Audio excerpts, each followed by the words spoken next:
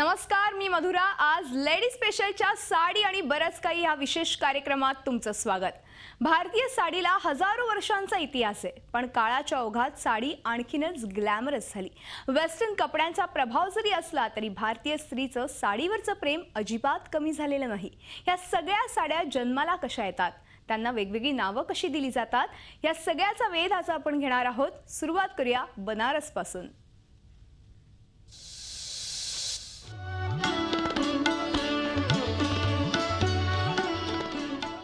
बनारस सांस्कृतिक आणि धार्मिक दृष्ट्या महत्त्वाचं शहर। बनारसची आणखीन एक महत्त्वाची ओळख म्हणजे बनारस साड्यांचंही माहेरघर आहे। बनारसी साडीला मोठी परंपरा आणि यांच्यापैकीच एक अवलिया कलाकार मोहम्मद इलियास।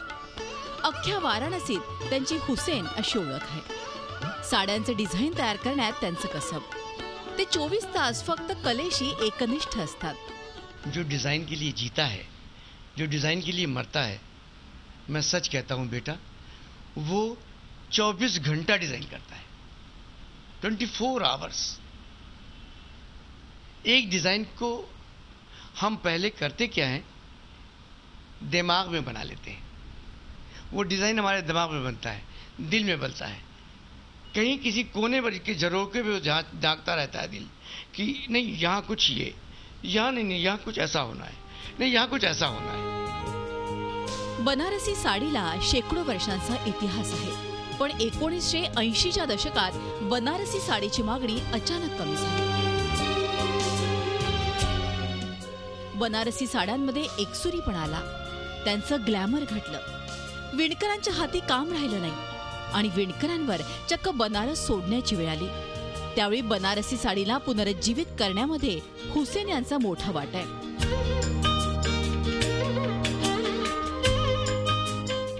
बनारसी साडीचा त्याच डिझाईनचा ढाचा हुसेन यांनी बदलला आणि त्यातूनच जन्माला आला वलकलम हा साडीचा नवा प्रकार।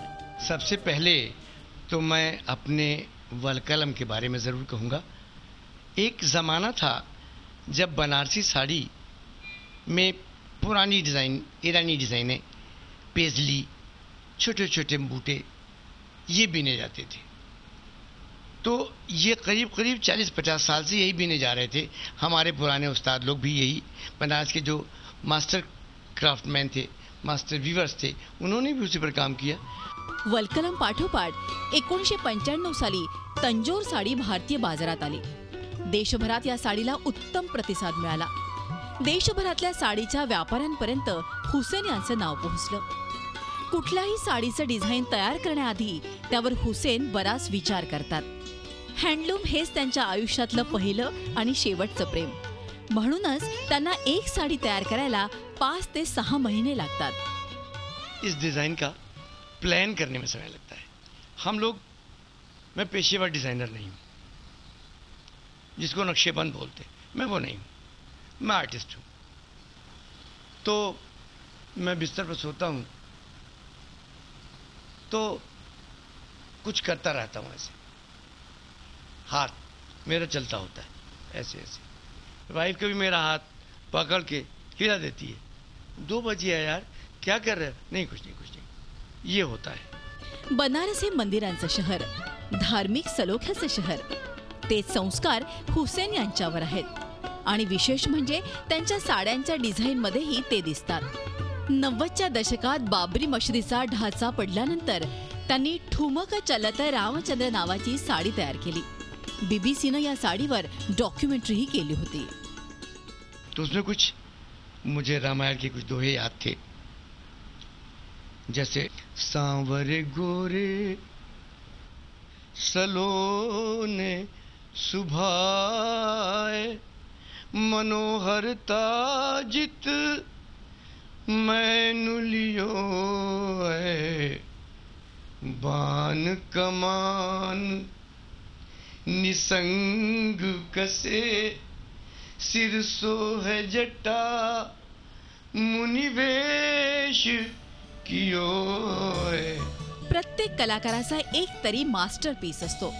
तसाच हुसेन यांच्या कलेचा मास्टरपीस म्हणजे त्यांनी तयार केलेली आंबे रवा साडी। आंबे रवा म्हणजे वाहतं पाणी। वाहत्या पाण्यासारखं तलम कापड म्हणून या साडीचं नाव आंबे रवा. हा मूळचा फारसी शब्द. 2010 मध्ये हुसेन यांनी ही साडी प्रत्यक्षात आणली. 3 विणकर दिवसभर काम करतात तेव्हा कुठे 1 इंच साडी तयार होते. या साडीमध्ये 50 ते 100 रंगांचा वापर केला जातो. सोन्या चांदीच्या तारा असलेल्या या साडीची किंमत आहे कमीत कमी 2 लाख. कम से कम इस वक्त जो कलर यूज कर गए 60 कलर हैं इसमें. 60 कलर और 60 कलर की सिरखी लगी है. आगे चल के ये मतलब यहाँ पे तो 100 खिड़की है. 100 कलर्स लगाए गए. ये शेड एक से एक colour, light colour, deep colour, उससे डीप, उससे डीप, उससे डीप, इस तरह के पूरे 100 कलर्स लगाए जा सकते हैं इसमें. क्या कीमत होगी इस साड़ी की? इसकी कम से कम 2.5 लाख रुपए कीमत होगी. कम से कम 2.5 लाख. जी. 2.5 लाख कीमत है इसकी. तो ये इतनी महंगी साड़ी बिकेगी कहाँ पर? अरे भाई साहब, इसके आप भरा रहा, हमारा हिंदुस्तान गरीब नहीं है. आप ये भूल जाइए कि हमारा हिंदुस्तान गरीब है. हम गरीब सोच सकते हैं कि गरीब है, लेकिन आज भी सोने की चिड़िया है. इसके पहनने वाले गली गली में यहाँ घूमते हैं, तलाश करते हैं कि हीरा कहाँ मिलेगा. ये प्योर सिल्क है, टोटल प्योर सिल्क है. और ये जो काम है ये किसकी? रियल जरी, टोटल रियल जरी. मतलब सोने चांदी का? सोने चांदी का तार, सिर्फ सोने का, गोल्ड का तार. सिर्फ गोल्ड का तार? हाँ, गोल्ड का तार. गोल्ड का तार लगाया गया और इसको एक एक चीज इसकी काढ़ी गई है, काढ़ काढ़ के बनाया गया है. और मैं सच कहता हूँ कि इसमें उन्होंने जो लागत लगाई है, पहले तो एक बात यह कि इस साड़ी को बनाना एक कलेजे का काम है. कलेजे का काम यूं है कि ये बहुत मुश्किल होता है, इस पर खर्च बहुत आते हैं. प्रत्येक यशस्वी पुरुषामागे एक स्त्री असते आणि हुसेन यांच्या यशामध्ये त्यांच्या पत्नी नीलूचा मोठा वाटा आहे. हुसेन यांनी तयार केलेली पहिली ताजी ताजी साडी पाहण्याचं भाग्य नीलूला लाभलंय. नीलू ही हुसेन यांच्या कलाकृतीची उत्तम टीकाकार आहे. तिला साडी पसंत पडली की मगच ती बाजारात जाते.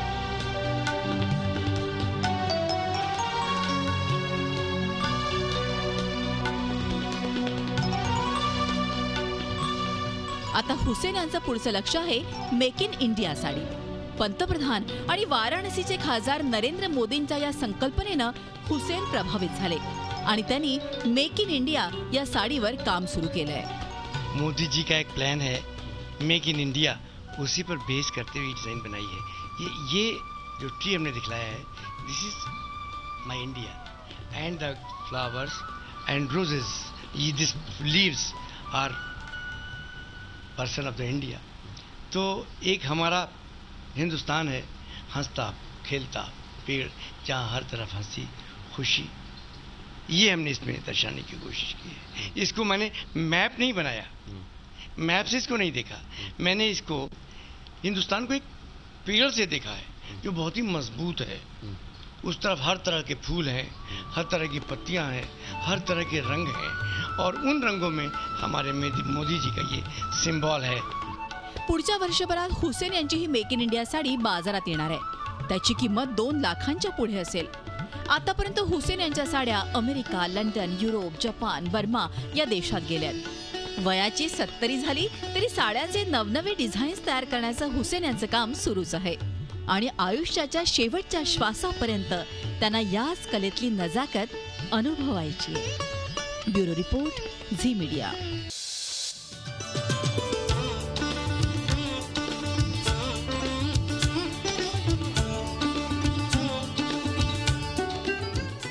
पैठणी हा हस्तकलेचा सुंदर नमुना. या महावस्त्राला प्राचीन वारसा आहे, पुरातन परंपरा आहे, 2000 वर्षांचा संपन्न इतिहास आहे. शेकडो परकीय आक्रमणं पचवून सुद्धा हे सांस्कृतिक वैभव टिकून आहे. एकेकाळी राजाश्रय होता म्हणून भरभराट होत गेली. शेकडो वर्षांच्या उलथापालथीत आता पैठणीला लोकाश्रय मिळालाय. मराठी माणूस पैठणीला मंगलतेचं प्रतीक मानतो. या पैठणीला मोठा इतिहास आहे.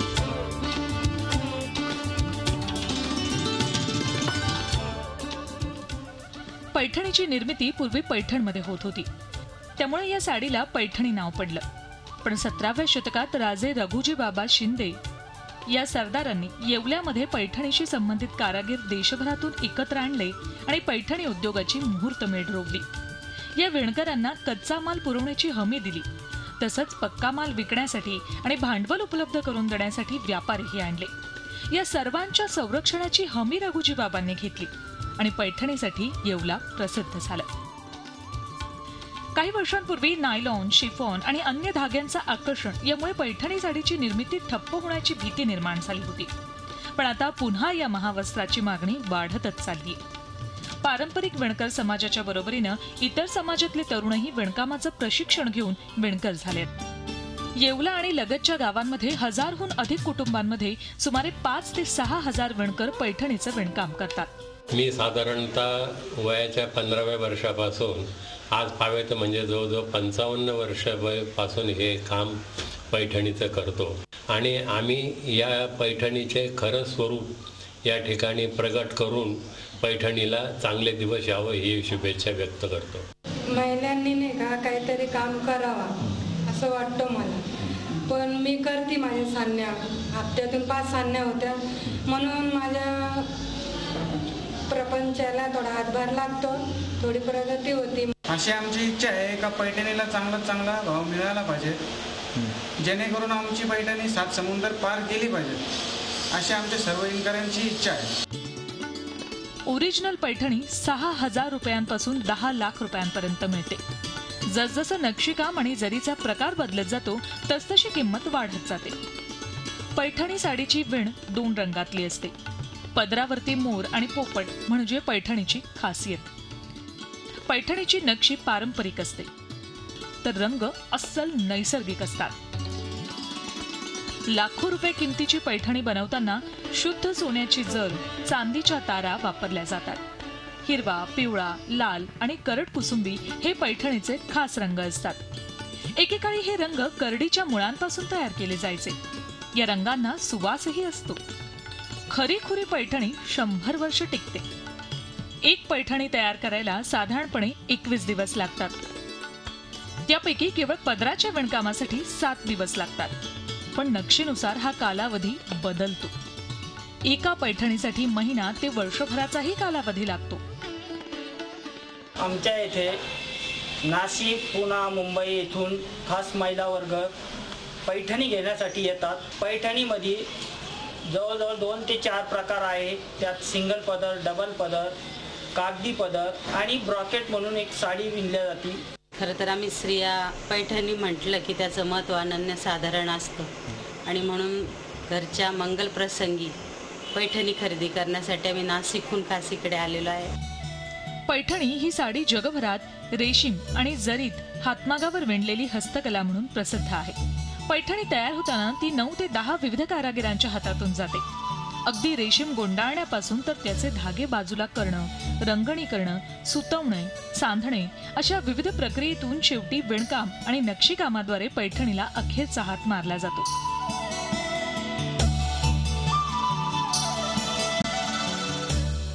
पूर्वी पैठणीसाठी लागणारं रेशीम चीनहून आयात केलं जायचं.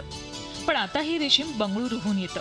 पैठणीला संपन्न वारसा असला तरी काळाच्या ओघात पैठणीनं स्वतःला बदललं.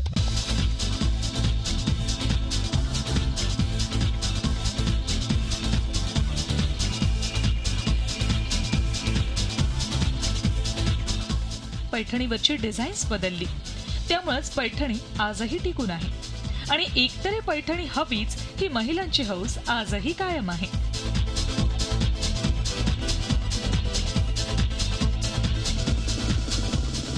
येवल्याहून चेतन कोळस आणि योगेश खरेसह bureau report, Zee media, Mumbai.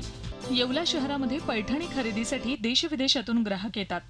पण सध्या येवल्यात पैठणीच्या नावाखाली फसवणुकीचे प्रकार सुरू असल्याचं समोर आलंय.